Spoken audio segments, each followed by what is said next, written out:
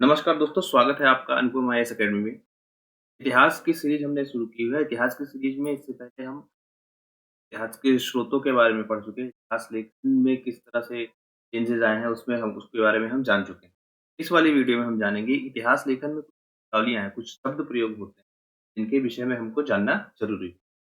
ठीक, जैसे anthro archaeology शब्द इस्तेमाल होता है, अब एपिग्राफिक शब्द इस्तेमाल होता है, पैथोलॉजी, पैलियोपैथोलॉजी, पैलियोंटोलॉजी और एक शब्द आपको मिलेगा सिद्ध मात्र। तो आपको ये जानना होगा कि इन शब्दों का अर्थ क्या होता है और इतिहास में इनकी उपयोगिता क्या है। तो सबसे पहले चीज़ जो हम जानना चाहते हैं, सबसे पहला शब्द है, बोलते हैं एंथ्रो आर्कियोलॉजी। तो आर्कियोलॉजी या नृजाति या पुरातत्व, नृजाति, पुरातत्व, मतलब ये विज्ञान की एक शाखा है, जिसमें हम नृजाति मतलब जो मरे हुए जीव हैं, मरे हुए जीव हैं, उनके माध्यम से ये जानेंगे कि उसकी इतिहास में क्या भूमिका। अगला हम देखेंगे कि एपिग्राफी। एपिग्राफी मतलब पूरा लेख शास्त्र। प्राचीन काल में जो लिखा गया है, उनका इतिहास में क्या महत्व रहा है। और अगर हम देखें पैलियोपैथोलॉजी और पैलियोंटोलॉजी, देखिए नृजाति विज्ञान जैसे मैं बताया कि जो हमारे प्राचीन जो नृजाति हैं, मरे हुए जीव हैं, उनके अंशों से हम ये पता लगाएँगे कि उनकी संस्कृति कैसी थी, उनका जो समुदाय था, किस समुदाय से बिलॉन्ग करते थे और वर्तमान में वो क्या एग्ज़िस्ट करते हैं। आज के बेसिस पे जैसे मान लीजिए आज मानव है, तो मानव प्राचीन काल में कैसा था, उसके जो मरे हुए अंश हमको मिलते हैं ऐतिहासिक स्रोतों से, तो उससे हम ये जान पाते हैं प्राचीन काल में मानव का जीवन कैसा था। एक एक बहुत सामान्य सा आपको अध्ययन, जैसे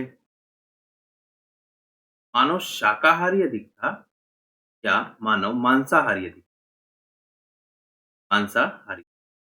तो ये बात कहाँ से मिलती है हमको पता कि दाँतों की जो बनावट होती है, दाँतों की बनावट होगी, उनसे पता लग जाता है कि कोई मनुष्य शाकाहारी था या मांसाहारी अधिक, या शाकाहार पे अधिक जोर देता था या मांसाहार पे अधिक जोर देता था। ये बात अगर आपको और आसानी से समझ, आप जीवों को देखिए, जो शाकाहारी हैं और जो मांसाहारी हैं, उनके दाँतों की बनावट बिल्कुल आपको अलग मिलेगी।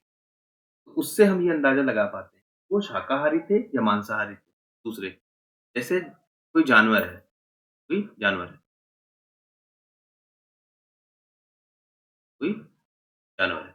वह पालतू था या वो जंगली था? ये बात भी हम इससे अंदाज़ा लगाते हैं। कैसे? अगर पालतू जानवर होगा, तो उसका जबड़ा छोटा होगा और कम नुकीला। अगर वो जानवर जंगली होगा, तो उसका जबड़ा बड़ा हो जाएगा और उसका मुँह जो होगा वो नुकीला होगा। तो इस तरह से हम जान पाते हैं एंथ्रोआर्कियोलॉजी से कि जो वर्तमान में संस्कृति और जो वर्तमान में समुदाय है, तो प्राचीन काल में इतिहास में क्या स्थान था, उसके विषय में हम एपिग्राफी लेख साथ मतलब अभिलेखों को अध्ययन करते हैं। बहुत सारे अभिलेख आपको मिलेंगे। आपने जैसे नाम सुना होगा हाथी गुम्फा अभिलेख, हाथी गुम्फा। तो इस तरह बहुत सारे आपको अभिलेख मिलेंगे। उन अभिलेखों के अभिलेख मतलब अ, प्रशस्तियाँ लिखी होंगी बहुत सारी, तो जिसके माध्यम से हम ये जान पाते हैं उस समय इतिहास ऐसा था। जैसे इसी में आप देखेंगे तो इसमें आपके राजा के आदेश भी आएँगे। जैसे मान लीजिए अशोक थे, अशोक ने क्या किया था? अशोक ने बहुत सारी प्रशस्तियाँ बनवाई थी, मतलब राजा क्या करते थे, जो अपने आदेश होते थे, उन आदेशों को एक तरह से समझ लीजिए कि नोटिस बोर्ड लगवा देते थे। तो आप बहुत सामान्य और मॉडर्न भाषा में समझें, तो कहेंगे नोटिस बोर्ड। एक राजा ने एक नोटिस बोर्ड लगवा दिया सामान्य जनता के, क्या नियम है, क्या व्यवस्था है, किस तरह से क्या करना है, या राजा की अपनी विचारधारा कैसा है समाज को लेके, तो उसको बोलते थे अभिलेख। तो इससे भी हम क्या अंदाज़ा लगा पाते हैं कि उस समय की सामाजिक व्यवस्था कैसी थी, ठीक? तो इसको बोलते हैं एपिग्राफी, पूरा लेख शास्त्र। एलियोपैथोलॉजी में अगर हम देखें, तो इसको पुरारोग विज्ञान कहते हैं। 2 पार्ट आएँगे, एक तो आपका पुरारोग विज्ञान है, तो इसमें क्या है, हड्डियों का अध्ययन। देखिए जो नृजाति है, एंथ्रोआर्कियोलॉजी, आर्कियोलॉजी में हम पूरे शरीर का भी अध्ययन करते हैं, पूरे शरीर का अध्ययन करते हैं, ये उसका एक पार्ट है। लेकिन यहाँ पैलियोपैथोलॉजी में हम हड्डियों का विशेषता अध्ययन करते हैं और खास करके हड्डियों के अंदर का अध्ययन। हाँ, हम हड्डियों के क्या कर रहे थे? हाँ, आप इसमें इनमें कन्फ्यूज़ होंगे कि ये क्या है और इसमें क्या है? इसमें हम बनावट पे जा रहे थे और इसमें हम हड्डियों के अंदर जाके उसके केमिकल रिएक्शन को पता करेंगे, जिससे हम ये जान पाएँगे कि प्राचीन काल में वो किस तरह से रहते थे, क्या थे उनके मतलब उनके विषय में हम जान पाएँगे। पैलियोंटोलॉजी क्या कहता है? कि ये जीवाश्म विज्ञान है। के थ्रू भी हम जो प्राचीन जीव हैं, उनके बचे हुए जो अंश हैं, उनके माध्यम से हम इतिहास के विषय में जैसे आपने ये समझ ही लिया कि नृजाति विज्ञान का क्या होगा कि हम उनकी व्याख्या करेंगे कि वर्तमान समाज में उनकी क्या स्थिति है। एक शब्द आपको मिलेगा पुरालेखशास्त्र जिसे बोलते हैं एपिग्राफी। एपिग्राफी मतलब प्राचीन दस्तावेजों के अध्ययन में कई समस्याएँ हैं। एक मान लीजिए कि लिपि, प्राचीन जो दस्तावेज लिखे गए हैं, वो किस लिपि में लिखे गए हैं। फिर आपको समस्या आएगी भाषा का, किस भाषा में लिखा गया है। उस भाषा को हम आज जान पा रहे हैं, उसी रूप में जान पा रहे हैं कि नहीं जान पा रहे हैं, है ना? तो ये सब समस्या आएँगी आपको। तो पुरालेखशास्त्र में, एपिग्राफी में इन मल्टी डायमेंशनल एंगल में एक प्राचीन दस्तावेज को अध्ययन किया जाता है, इसके बारे में जाना जाता है। 3 प्रकार की लिपियाँ होती हैं, जैसे लोगोग्राफिक लिपि होगी, सिलेबिक लिपि होगी और अल्फाबेटिक लिपि। लोगोग्राफी का मतलब इसके नाम से आप समझिए, लोगो के माध्यम से, ये सिलेबिक लिपि है और ये अल्फाबेटिक मतलब इसमें अल्फाबेट का लोगोग्राफिक लिपि क्या होगा? इसमें क्या होगा? एक लोगो का प्रयोग, लोगो मतलब किसी चित्र का, किसी एक चित्र के माध्यम से पूरी बात कही जाएगी।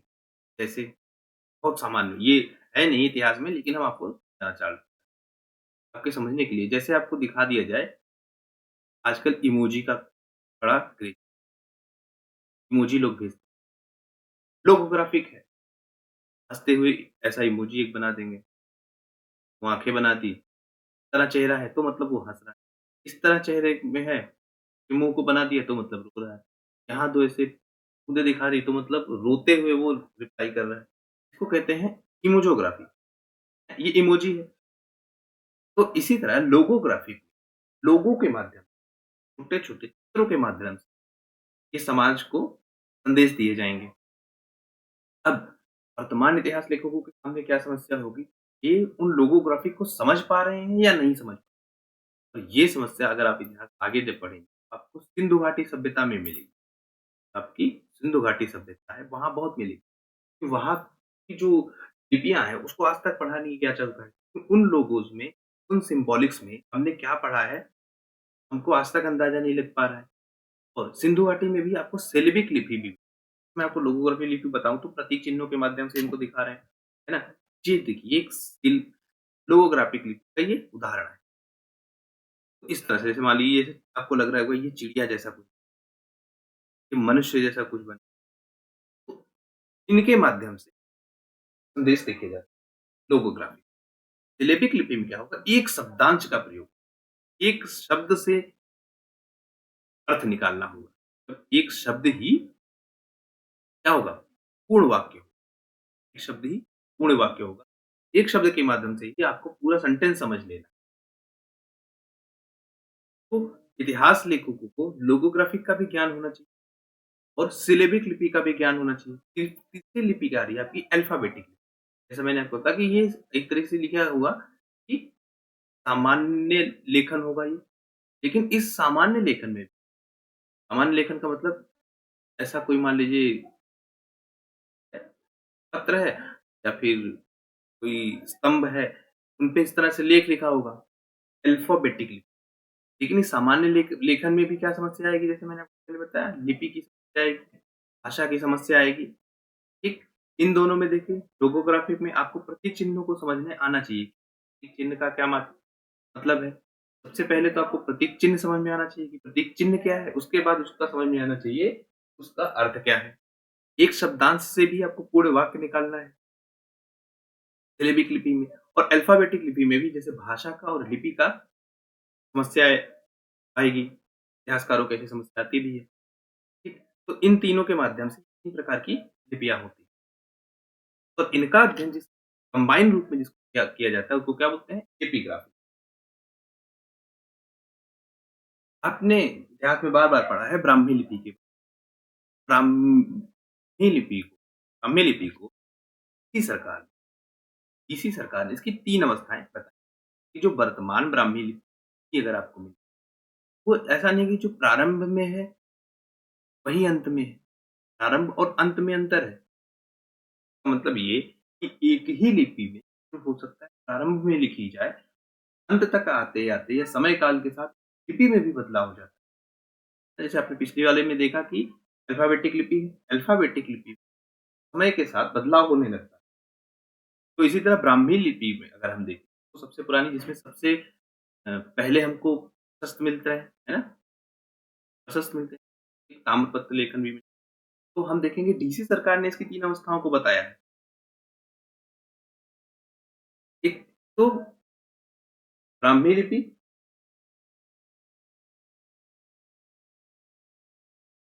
दूसरा मध्य ब्राह्मी लिपि और तीसरा क्या है उत्तर ब्राह्मी की सरकार जो हिस्टोरियन एक हैं, वो आपको बता रहे हैं कि देखो ब्राह्मी लिपि के भी 3 स्टेप हैं। ऐसा नहीं जो ब्राह्मी लिपि प्राचीन काल में थी, वही ब्राह्मी लिपि वर्तमान काल में भी है। इसी तरह बाकी भाषाओं के साथ भी होगा। प्रारंभ में उनके लेखन का तरीका, लिखने का स्टाइल, है ना? स्ट्रोक वो अलग हो सकता है। फिर धीरे-धीरे समय काल में उसमें परिवर्तन हो सकता है। तो डीसी सरकार ने बताया कि आरंभिक ब्राह्मी लिपि, मध्य ब्राह्मी लिपि और उत्तर ब्राह्मी लिपि ये 3 जो आरंभिक है, वो तीसरी से पहली सदी ईसा पूर्व के बीच में इस्तेमाल हुई। आरंभिक है। जो मध्य ब्राह्मी लिपि है, वो पहली से शताब्दी तक ठीक और जो आपकी उत्तर ब्राह्मी लिपि है, वो चौथी से छठी सदी तक ठीक। आरंभिक ब्राह्मी लिपि आपको कह रहा है तीसरी से पहली सदी तक, है ना? तो ये आपको ज़्यादातर कहाँ मिलेगी? आरंभिक ब्राह्मी लिपि का आपको प्रमाण कहाँ मिलेगा? मौर्य काल में। और जो उत्तर ब्राह्मी लिपि है, तो प्रमाण आपको कहाँ मिलेगा ज़्यादा? प्रमाण आपको मिलेगा गुप्त काल में। है वो दोनों ब्राह्मी लिपि, लेकिन लिखने के में थोड़ा बहुत चेंज होगा जिसकी वजह से ये परिवर्तन आए। अब देखिए, एक शब्द मिलेगा आपको सिद्ध मातृका या कुटिल लिपि। सिद्ध मातृका या कुटिल लिपि। सिद्ध मातृका क्या है? छठी शताब्दी में जो ब्राह्मी लिपि है, जिसे अब आपने देखा ना ब्राह्मी लिपि आपने पीछे देखा कि ब्राह्मी लिपि चौथी से 6वीं शताब्दी तक जो हो रही है उसको बोल रहे हैं उत्तर ब्राह्मी लिपि। यही ब्राह्मी लिपि जब आपकी छठी शताब्दी के बाद आएगी, तो उसे ही नाम देंगे क्या? सिद्ध मातृका या कुटिल नाम की एक लिपि के रूप में विकसित हो जाएगी। ठीक? इसमें खासियत क्या होगी? इसके जो प्रत्येक अक्षर होंगे, जितने भी अक्षर होंगे सिद्ध मातृका में, वो उनका निचला हिस्सा नुकीला हो जाएगा, नुकीले कोण के रूप में। जैसे जैसे ऐसे लिखा जाता है ना, ये लिखा जाएगा, तो ये जो निचला हिस्सा है, तो कुछ इस तरह आप समझिए, नुकीला कर दिया। जैसे मान लीजिए क लिखा जाएगा, क का जो ये निचला हिस्सा है, थोड़ा-सा नुकीला करके ठीक। आपको लग रहा होगा ये तो वर्तमान में भी हो रहा है, तो जो वर्तमान में उत्तर भारत की सारी लिपियाँ इसी सिद्ध मातृका लिपि से विकसित हुई है। ब्राह्मी लिपि जो आपने देखा इस्तेमाल हो रही थी, उत्तर ब्राह्मी लिपि, वो छठी शताब्दी तक इस्तेमाल हो रही। उसका ही एक अपडेटेड वर्ज़न आता है, तो बोलते हैं सिद्ध मातृका लिपि, कुटिल लिपि जिसको हैं, जिसमें नीचे का अक्षर जो लिखा जाएगा, वो नीचे की साइड से थोड़ा-सा नुकीला होगा, इस तरह से कुछ और उत्तर भारत में जितनी भी लिपियाँ विकसित इसी सिद्ध मातृका लिपि या कुटिल लिपि की हुई है। इसका एग्ज़ाम्पल आप देखिए, जैसे आपने देखा होगा कुछ इस तरह, इस तरह से लिखा, या फिर आप देखते हैं कुछ इस तरह से देखिए लिखा हुआ, आपको वेदों में जो लिखा मिलेगा, वेदों के में जो इस तरह लिखे, तो ज़्यादातर वेदों में क्या लिपि मिली है आपको? सिद्ध मात्र का लिपि मिली। और देखिए कुछ इस तरह जैसे मैंने आपको बताया ना, नीचे की साइड से ये ऐसा नुकीला बना के लिखा जाएगा। अभी देखिए, ये आपको हर शब्द में ये विशेषता, ठीक है? अगली बात अगर हम देखें, तो जो सामान्य आदमी, अभी सामान्य आदमी के लिए तो ये सब बड़ा क्रिटिकल हो जाएगा कि वो लिपियों का अध्ययन करे, वो भाषाओं का अध्ययन करे, कब किस लिपि का विकास हुआ, इस सब का अध्ययन करे। तो सामान्य आदमी ये कैसे जान पाता है कि इतिहास क्या है? उसके लिए वर्तमान समय में सबसे मेन होता है प्रशासन अभिलेख। शासन अभिलेख मतलब सरकारी अभिलेख, सरकारी दस्तावेज। और जो ये सरकारी दस्तावेजीकरण, तो सरकार के माध्यम से दस्तावेजों का कारण हो, इसका प्रारंभ मुख्यतः अंग्रेजों ने किया। कैसे किया? आप समझिए। अंग्रेजों के ख्याल में जो ज्ञापन है, जो टिप्पणी है, जो प्रतिवेदन है, इसके बेस की एक शासन प्रणाली, मतलब जो कुछ भी प्रशासन करेगा, जो कुछ भी प्रशासन करेगा, उसकी सूचना ना सामान्य लोगों तक होनी चाहिए। ये अवधारणा है। और इस अवधारणा के साथ अंग्रेजों की प्रशासनिक व्यवस्था, अब आपको लगेगा कि अंग्रेजों का प्रशासन तो बड़ा बढ़िया था फिर तो सामान्य जनता को सब कुछ बता रहे हैं, किस तरह से प्रशासन करो।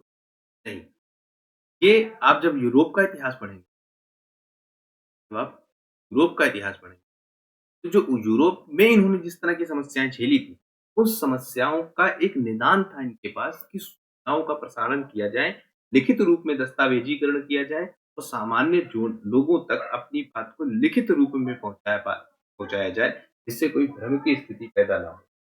इस तरह से ये लोग इतिहास लेखन करते थे। दूसरा इन्होंने क्या किया, एक तो इन्होंने चलन चला दिया सर्वेक्षण। सर्वेक्षण का मतलब सर्वे का। सर्वे का चलन चला दिया किसने? अंग्रेजों ने ही।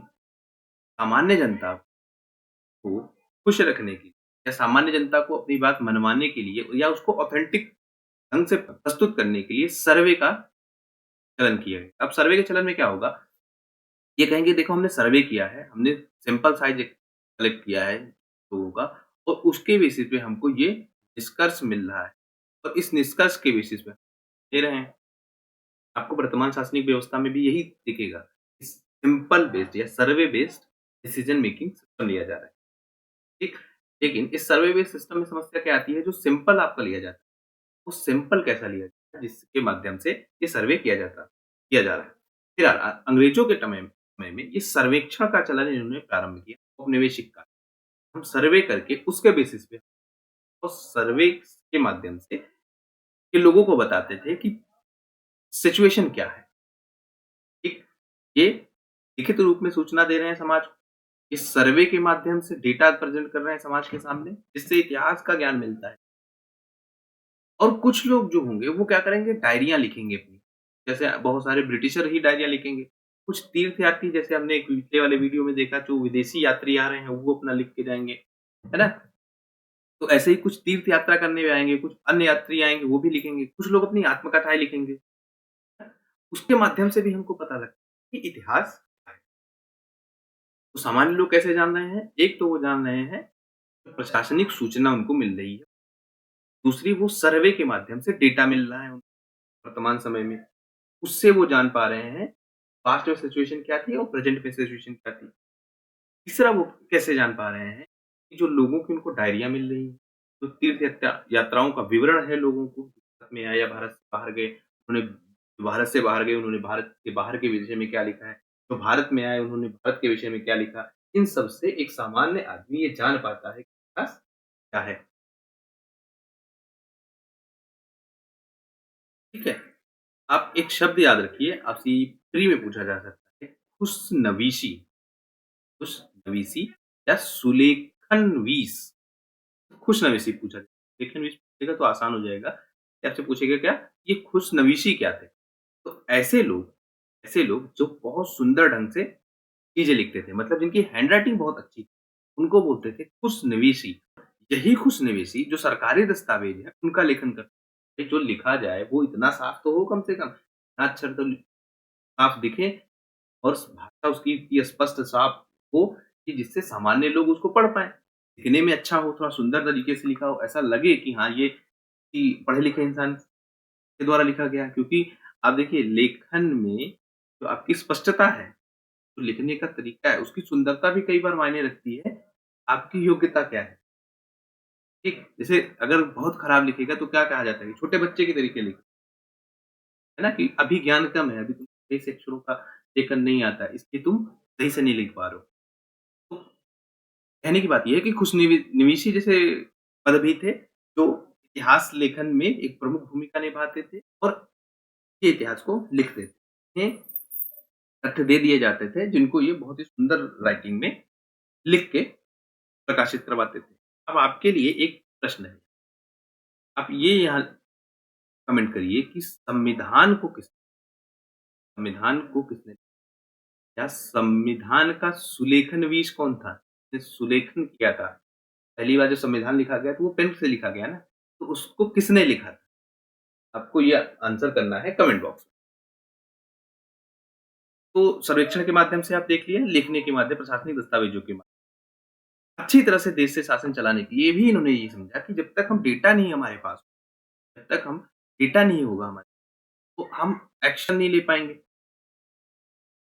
आप वर्तमान प्रशासनिक व्यवस्था में भी देखिए, मोदी जी भी कहते हैं कि डेटा क्या है? डेटा ही फ्यूचर है। जिसकी डेटा पे कमांड है, वो समाज पे कमांड कर पाएगा एक तरीके से, बाज़ार पे कमांड कर पाएगा, लोग नीड समझ पाएगा, लोग डिमांड समझ पाएगा, बिज़नेस को समझ पाएगा। देश में प्रगति के लिए भी आपको डेटा की ज़रूरत है। जब तक आपको ये पता नहीं होगा, आपको जैसे पता नहीं होगा कि गरीबी कितनी है, गरीब कौन है ना? तो आप कैसे उनके लिए नीतियाँ बना पाएँगे? तो डेटा ड्रिवन, है ना, एक्शन प्रणाली। तो ये भी अंग्रेज़ मानते थे। उन्होंने ही ये मेन शुरू करवाया है चलन कि डेटा ड्रिवन ही डिसीज़न लेने चाहिए और डेटा ड्रिवन ड्रिवन डिसीज़न के लिए हमको डेटा कलेक्शन का काम करना चाहिए। तो इसी क्रम में जब आप देखेंगे कि ये हर 10 साल में जनगणना कराना चालू कर, हर 10 साल में ये जनगणना जैसी चीज़ें कराएँगे, ये पशु जनगणना की चीज़ें कराएँगे, ये गरीबी निकालना चाहेंगे समाज से। समाज से मतलब कि ये लोगों को डेटा के माध्यम से बताना चाहेंगे, देखो ये सिचुएशन है और हम इसलिए ठीक, लेकिन इस डेटा कलेक्शन में अगर गलती हो गई, क्या? कलेक्शन में अगर गलती हो गई, तो पूरा एक्शन क्या हो जाएगा? गलत हो जाएगा। जो निर्णय लिया जाएगा, वो निर्णय गलत हो जाएगा अगर डेटा कलेक्शन गलत, तो आपको डेटा कलेक्शन पे भी ध्यान देना है। डेटा कलेक्शन का सोर्स क्या है, मीडियम क्या है? वर्तमान में भी आप देखिए बहुत सारी रिपोर्टें आती हैं, बहुत सारी रिपोर्ट्स आती हैं और उस रिपोर्ट्स में भी हालत बहुत अलग तरीके से दिखाई जाती है। जैसे अभी एक रिपोर्ट आई थी, इसमें दिखाया गया कि भारत में गरीबी बढ़ रही है। ठीक, भारत सरकार ने इसकी आलोचना भी की, कि आप कैसे कह रहे हैं? क्योंकि प्रॉब्लम कहाँ आ रही है? डेटा ऑथेंटिकेशन, डेटा गलत तरीके से कलेक्ट किया गया है। ये जो data based decision making system है, जिसके लिए डेटा कलेक्ट किया जा रहा है, ये चलन किसने प्रारंभ किया? औपनिवेशिक काल में या ब्रिटिशर्स के काल में भारत में जनगणना जैसी चीज़ें की गई। ठीक? ऐसे ही क्या कर रहे हैं ये लोग? वानस्पतिक सर्वेक्षण कर रहे हैं, प्राणि वैज्ञानिक सर्वेक्षण कर रहे हैं, पुरातात्विक सर्वेक्षण कर रहे हैं। बहुत सारे ऐसे सर्वेक्षण करेंगे, वैसे बहुत सारी चीज़ों का डेटा कलेक्ट करेंगे और उसके बेसिस पे ये लोग डिसीजन, आज की वीडियो में मैं रिवाइज़ कर दूँगा। हमने बहुत सामान्य चीज़ें समझी कि इतिहास लेखन में जो प्रमुख शब्दावलियाँ हैं वो क्या है? हमने देखा कि एथनो आर्कियोलॉजी क्या है, एपिग्राफी क्या है, पैलियोपैथोलॉजी क्या है, पैलियोंटोलॉजी क्या है, ये हमने समझ लिया। फिर हमने समझ लिया कि एपिग्राफिक क्या है, ठीक? उसमें लोगोग्राफिक क्या है, सिलेबिक लिपि क्या है और ये भी देखा कि अल्फ़ाबेटिक लिपि क्या है, ठीक? इसके अलावा फिर हमने देखा ब्राह्मी लिपि क्या है ना? और ब्राह्मी लिपि पे डीसी सरकार ने 3 अवस्थाओं को कैसे-कैसे बताया है और जो वर्तमान लिपि है, वो बोलते हैं सिद्ध मातृका लिपि या कुटिल लिपि जिसको, ये कब विकसित हुई? किस शताब्दी के बाद, है ना? और इसकी विशेषता क्या है? किस तरह से ये लिखा जा रहा है? हमने ये भी जाना। फिर हमने ये जानना कि सामान्य लोग, आम जनता कैसे इतिहास के विषय में जानती है। इतिहास के विषय में कैसे जानती है ये शब्द ध्यान रखें। कैसे जानना चाहती है ये मुद्दा नहीं है। शब्द ये है कि इतिहास के विषय में सामान्य जनता कैसे जानती है आज की डेट में। तो उसके हमने देख लिए हैं कि शास्त्रीय अभिलेख आएँगे, गवर्नमेंट सर्वे के डेटा आएँगे, लोगों की डायरियाँ होंगी, तीर्थ यात्रियों के विवरण होंगे, कुछ यात्री लिख के जाएँगे, आत्मकथाएँ होंगी लोगों की, उस सब से मिला के आज की डेट में सामान्य आदमी इतिहास जानता है। तो आप सबका बहुत-बहुत धन्यवाद इस चैनल से जुड़ने के लिए और जुड़े रहिए इस चैनल के साथ और अपने दोस्तों के साथ, अपने मित्रों के साथ इस चैनल को शेयर हम ज़्यादा से ज़्यादा लोगों तक अपनी पहुँच बना सकें। आप सबका धन्यवाद।